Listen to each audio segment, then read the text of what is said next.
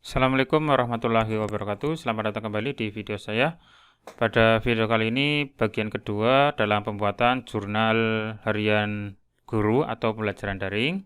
Nah, di video saya sebelumnya saya sudah memberikan preview atau tampilan jurnal harian guru, di mana kita bisa mengisi jurnal itu nanti untuk merekap siswa-siswa yang hadir atau yang sakit izin atau tanpa keterangan sesuai dengan kelas yang kita pilih ya. Nah, sekarang saya coba buatkan tutorialnya atau langkah-langkahnya mulai dari membuat Google Form dulu atau formulirnya. Nah, sekarang silakan buat folder baru untuk menyimpan form jurnal harian ya. Dengan cara klik tombol baru, ini saya sudah masuk ke Google Drive ya. Silakan buat folder baru dengan cara klik tombol baru yang atas ini, terus diklik folder. Nanti muncul folder baru seperti ini. Silakan diisi dengan misalkan jurnal pembelajaran daring, kayak gini ya misalkan ya. Lalu klik tombol buat, nanti muncul satu folder baru seperti ini, jurnal pembelajaran daring. Lalu dibuka, ini isinya masih kosong ya. Nah, ini masih kosong. Silakan selanjutnya dibuat form baru, yaitu form untuk jurnal harian pembelajaran daring. Nah, dengan cara klik kanan boleh seperti ini, lalu klik lainnya, lalu pilih Google Formulir. Atau bisa juga diklik tombol baru yang ini, nanti klik lainnya, terus Google Formulir. Sama saja ya. Klik kanan, lainnya, Google Formulir. Diklik saja, nanti akan membuka satu jendela baru untuk membuat formulir. Nah, seperti ini ya.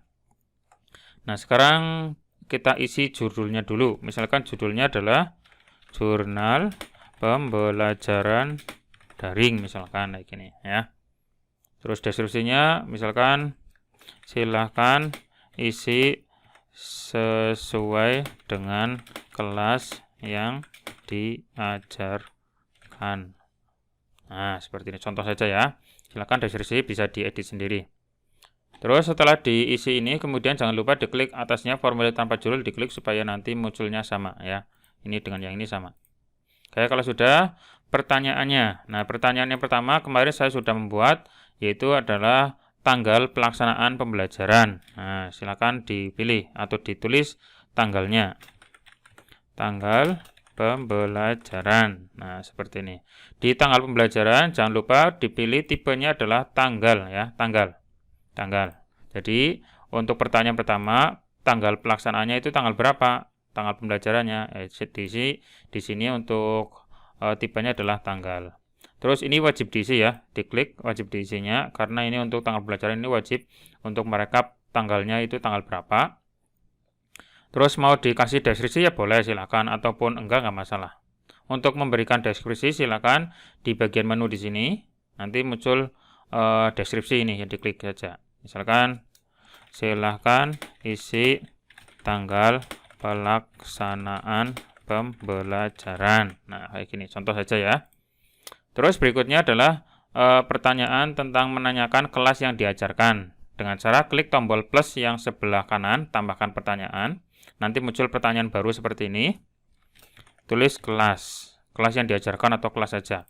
Nah, terus untuk kelas, kita pilih tipenya adalah pilihan ganda atau bisa juga drop down. Ya, pilih salah satu saja. Kalau pilihan ganda berarti nanti untuk pilihannya itu sudah muncul ya semuanya. Kalau misalkan kelasnya banyak, bisa sampai lebih dari 10, pilih yang drop down saja supaya nanti formnya tidak terlalu panjang ke bawah. Pilih yang drop down saja. Pilih pilihan ganda atau drop down silakan bebas ya. Saya pilih yang drop down saja boleh, nggak masalah, nggak apa-apa. Terus kemudian untuk pilihannya silakan ditulis kelasnya. Misalkan saya di sekolah saya ada 10 IPA A atau 10 IPA 1, 10 IPA 2 ya boleh, nggak masalah.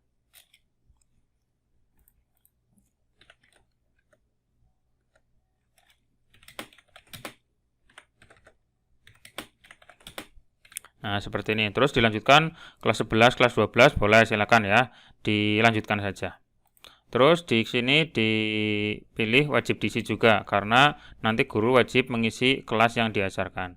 Terus kalau sudah, kemudian pertanyaan selanjutnya adalah mungkin dibutuhkan ID atau nomor induk guru ya. Ini nanti nomor ID itu sebenarnya untuk merekap nanti gurunya itu ngisi daftar hadir apa enggak ya. Karena kalau cuma nama guru saja, itu kalau nama biasanya kadang ada yang nulisnya salah atau keliru atau ada yang kurang ya. Mungkin kalau misalkan nama gurunya Mulyono, mungkin besoknya Mulyono SPD, itu kan dianggap beda kalau di Excel atau di spreadsheet. Makanya pakai yang ID guru saja. ID guru. ID guru atau nomor induk bebas ya, yang penting ada ID-nya. Silakan kalau misalkan ini tidak dibutuhkan nggak masalah, pakai nama langsung nggak masalah, nggak apa-apa. Untuk ID guru saya pilih tipenya adalah jawaban singkat dan yang dimasukkan adalah berupa teks ya. Ini angkanya nggak usah diisi nggak apa-apa. Nah kayak gini saja nggak apa-apa ya. ID guru saya wajibkan ya, supaya nanti terekap dengan baik ya. Nanti muncul ID guru 001, ID guru nama gurunya siapa, ID 002 gurunya siapa. Biar nanti muncul otomatis. Kayak kemarin pas absensi siswa kan berdasarkan NIS. Oke, setelah itu, setelah ID guru kemudian baru nama guru. Nah, ini tulis nama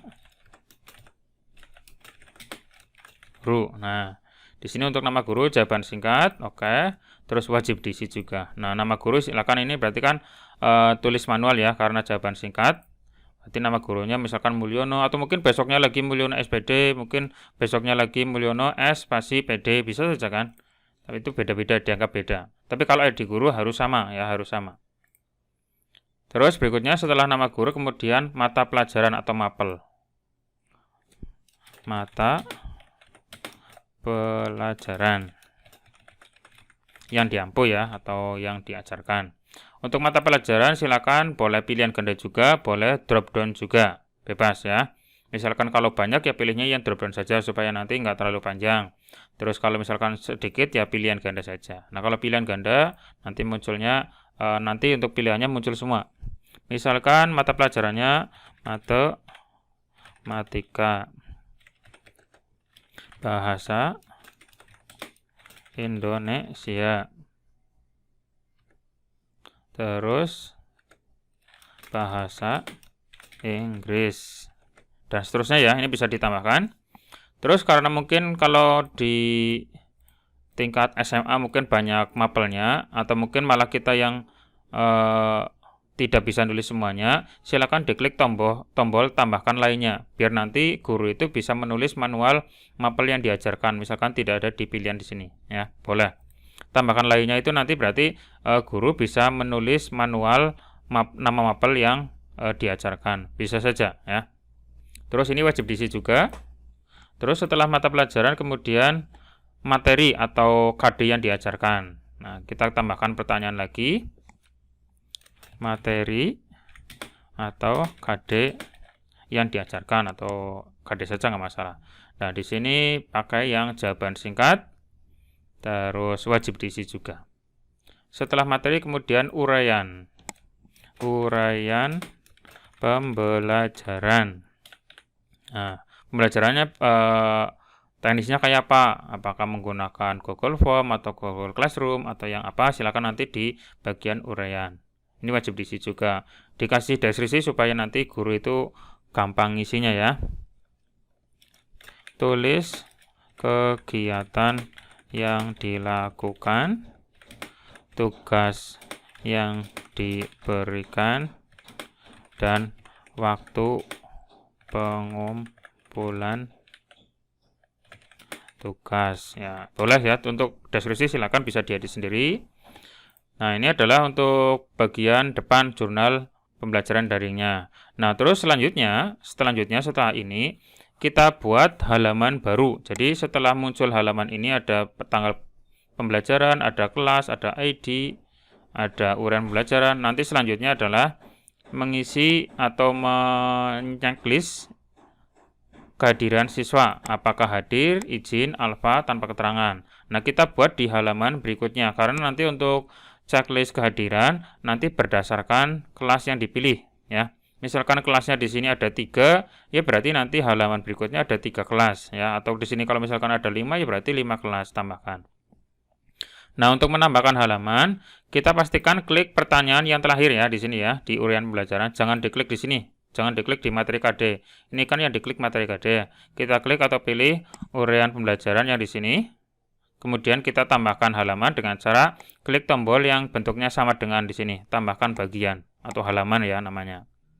Jadi kita klik, nanti muncul bagian 2. Nah, bagian 2 itu sama saja dengan halaman ya. Nah, di sini kita isi dengan judulnya adalah absensi kelas. Nah, kelas apa? Ya berarti sesuai dengan yang di sini. Kelas 10 IPA A misalkan. 10 IPA A. Nah, seperti ini. Jadi di halaman 2 itu untuk absensi kelas IPA A. Nah, di halaman kedua di sini berikutnya adalah menuliskan atau menambahkan pertanyaan. Nah, pertanyaan ini isinya adalah checklist kehadiran siswa. Klik tombol tambahkan pertanyaan. Nah, di sini. Nah, pertanyaan di sini itu untuk judulnya kita tulis kelas 10 IPA A. Nah, seperti ini ya. Terus untuk tipenya adalah di sini perhatikan. Tipe untuk pertanyaan kelas itu adalah ini, kisi pilihan ganda.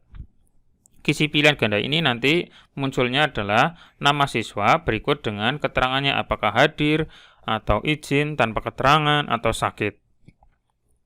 Ya, seperti itu. Jadi untuk kolomnya di sini bagian kolom itu diisi dengan hadir.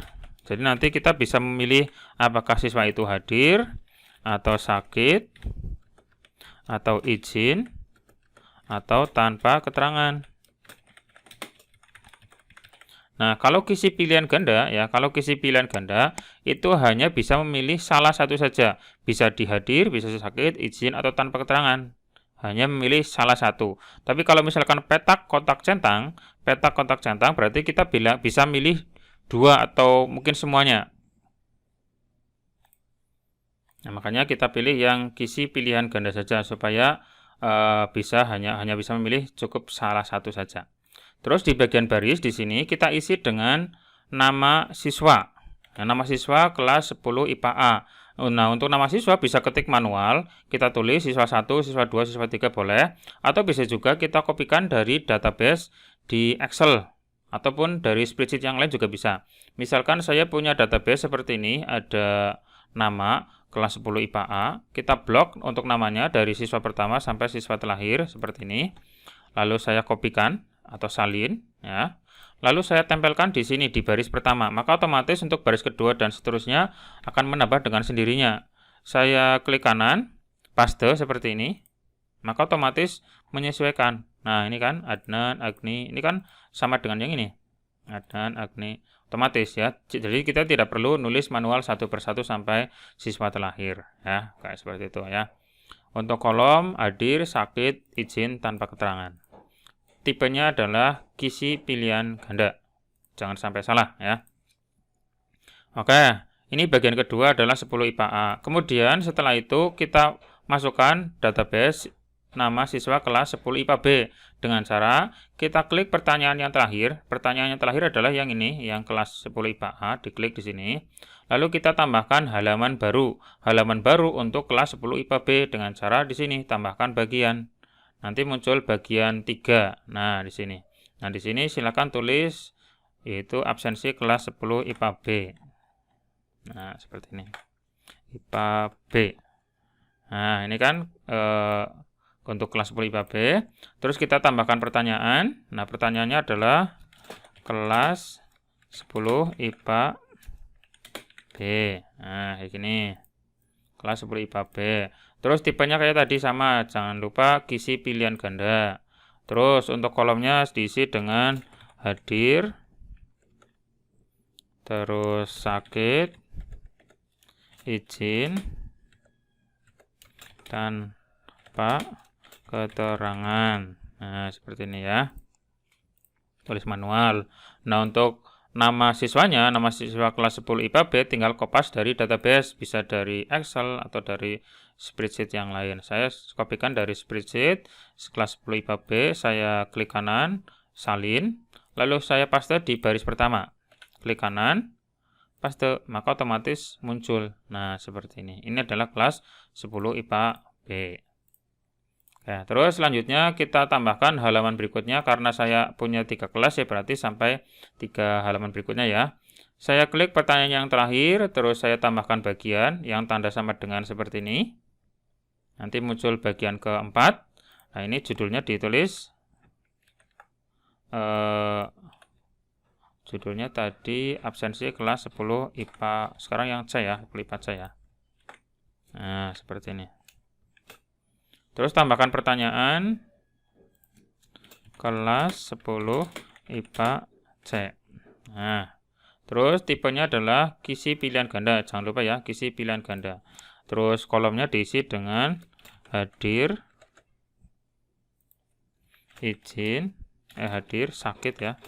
Sakit, izin, tanpa keterangan. Nah, seperti ini. Nah, untuk namanya kayak tadi sama, kita kopikan dari database. Misalkan 10 IPA C, saya copy, saya pastekan di sini di baris pertama, di kanan paste. Nah, udah otomatis ya. Nah, ini berarti kelas A, B, dan C sudah lengkap sesuai dengan kelas yang ada di sini ya. Kelas IPA A, IPA B, IPA C. Kalau misalkan kelasnya banyak, ada 10, ya berarti tambahkan halamannya sampai 10. Nah, terus pertanyaan terakhir setelah menceklis nama siswa, kemudian adalah mengupload bukti pembelajaran, entah itu daftar hadir, atau pekerjaan siswa, atau yang lain. Oh ya, jangan lupa untuk isian absensi ini wajib juga ya. Absensi kelas itu wajib diisi, ini wajib. Ini wajib, ini juga wajib. Terus kita tambahkan halaman baru dengan cara klik tambahkan bagian. Silakan, ini adalah pertanyaannya bukti pembelajaran. Nah, untuk deskripsinya silakan ditulis, silakan upload file bukti pembelajaran seperti misalkan daftar hadir, pekerjaan siswa, dan lain-lain, contohnya saja ya. Terus tambahkan pertanyaan. Tambahkan pertanyaan itu berarti untuk mengupload bukti ini, bukti pembelajarannya. Tambahkan pertanyaan. Di sini bukti pembelajaran. Nah, upload sini tambahkan ya, upload bukti pembelajaran. Nah, pertanyaannya untuk jenisnya adalah upload file. Di sini bagian jenis pertanyaan pilih yang upload file. Nah, nanti setelah pilih upload file nanti ada ini, izinkan responden mengupload file ke drive. Ini maksudnya nanti untuk file bukti pembelajaran itu nanti akan masuk ke drive kita, Google Drive kita, ya. Ingat-ingat, maka di sini nanti munculnya atau masuknya ke Google Drive kita. Nah, kalau misalkan kita mengizinkan, ya klik tombol lanjutkan saja. Maka otomatis akan muncul ada opsi lagi, izinkan hanya jenis file tertentu, atau jumlah maksimum, atau ukuran file maksimal. Untuk hanya jenis file tertentu, misalkan ini jika di checklist atau digeser, maka yang bisa diupload itu file-file tertentu saja. Mungkin PDF saja, atau mungkin video saja, atau audio saja, atau gambar saja. Di sini yang diinginkan adalah bisa foto siswa, atau foto daftar hadir, atau mungkin foto pas pembelajaran, video pas pembelajaran, berarti kan bisa video, atau mungkin gambar pekerjaan siswa, bisa juga. Berarti untuk izinkan hanya jenis file tertentu, kita disable saja atau nggak usah di checklist ya. Karena bebas, mau upload apa saja bebas. Terus untuk jumlah file maksimum, jadi jumlahnya itu nanti berapa? Karena bisa ada daftar hadir, ada pekerjaan siswa, ada lain-lain, ya kita buat jangan 1 ya, mungkin 5. Atau misalkan kalau butuh banyak ya 10 saja. Kalau saya misalkan 5 saja cukup. Jadi 5 foto atau 5 file saja cukup sebagai bukti pekerjaan atau bukti pembelajarannya. Maksimalnya adalah 5. Ngirim 1 ya boleh, ngirim 2 boleh, ngirim 3 boleh. Terus ukuran file maksimal, karena mungkin nanti yang diupload bisa berupa file video, ya maksimalnya 10 saja udah cukup. Jangan yang 1 MB mungkin nanti nggak bisa terupload untuk video. Kalau misalkan menginginkan paling lebih besar lagi ya 100 boleh, atau 1 GB juga boleh. Tapi semakin besar ya nanti Google Drive kita akan cepat penuh ya. Oke, ini untuk ukuran file maksimalnya, misalkan saya isi 10 MB saja, dan ini wajib diisi untuk bukti pembelajaran. Nah, untuk pertanyaan-pertanyaan sudah lengkap, sudah jadi semua. Nah, sekarang tinggal di uji coba ya. Kita klik tombol perhatiin jauh yang ini. Nah, nanti masuk kayak gini. Misalkan saya isi tanggal pembelajaran, terus kelasnya, terus ID-nya, bebas ya. Nama guru, mata pelajaran, materi, uraian. Nah, seperti ini. Dilihat dalam pemilihan kelas di sini kelas 10 IPA B, 10 IPA B. Nah, kemarin pada preview kan munculnya harusnya adalah kelas 10 IPA B, kita nyaklis kelas 10 IPA B. Tapi jika kita klik berikutnya, nanti yang muncul di sini masih kelas 10 IPA A. Kenapa 10 IPA A? Karena kita belum nyeting harus muncul yang 10 IPA B. Nah, nyeting supaya muncul kelas sesuai dengan kelas yang kita pilih, kita masuk ke sini. Nah, ini berarti belum selesai ya, belum fix, karena belum muncul kelasnya otomatis. Nah, supaya muncul kelasnya otomatis, kita setting di bagian pertanyaan input kelas di sini. Nah, kelasnya di sini kan ada 10 IPA A, 10 IPA B, 10 IPA C, dan seterusnya. Nah, di sini kita setting dengan cara klik tombol menu yang bawah di sini, yang titik 3. Kita klik. Nanti ada buka bagian berdasarkan jawaban. Buka bagian berdasarkan jawaban. Ini hanya jika pertanyaannya adalah pilihan ganda atau drop down saja. Misalkan pilihan ganda juga ada di sini. Nah, buka bagian berdasarkan jawaban. Kalau drop down juga ada. Nih ya, ini ada. Tapi kalau misalkan pertanyaannya jenisnya kotak centang kita lihat nggak ada ya. Nggak ada ini kotak centang. Berarti hanya 2 saja, pilihan ganda dan drop down. Misalkan tadi saya pilih drop down, lalu saya klik tombol buka bagian berdasarkan jawaban. Kita klik. Nah, nanti ada muncul sini, muncul perintah lagi. Ini maksudnya adalah jika kita pilih 10 IPA A, nanti masuk ke mana? Atau masuk ke halaman apa? Nah, ini kan secara default lanjutkan ke bagian berikutnya. Kalau berikutnya berarti ya langsung ke IPA A ini, berikutnya berarti. Nah, kita menginginkan kalau misalkan kelas 10 IPA A, jika diklik 10 IPA A, maka masuknya ke absensi kelas 10 IPA A. Jika diklik 10 IPA B, maka masuknya ke 10 IPA B. Jika kelas 10 IPA C, maka masuknya ke 10 IPA C, kayak gitu. Nah, ini settingannya di sini. 10 IPA A ya masuknya ke halaman 10 IPA A. 10 IPA B ya masuknya ke halaman 10 IPA B. IPA C ya berarti masuknya ke IPA C. Nah, seperti itu ya. Jadi settingannya di sini.